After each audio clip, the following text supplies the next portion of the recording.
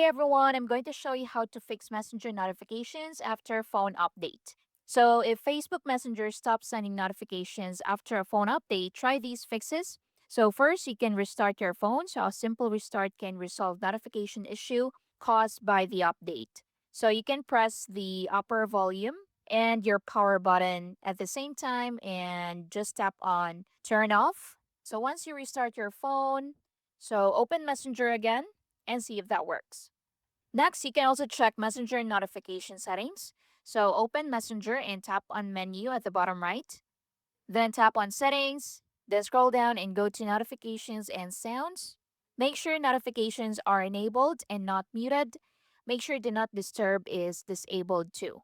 Next, you can also check your phone settings or phone notification permissions. So go to settings, then scroll down to notifications, open it, and look for Messenger and open it.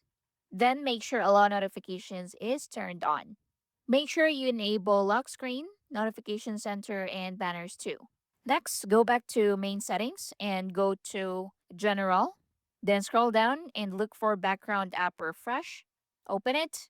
Then scroll down and look for Messenger and ensure Messenger is enabled.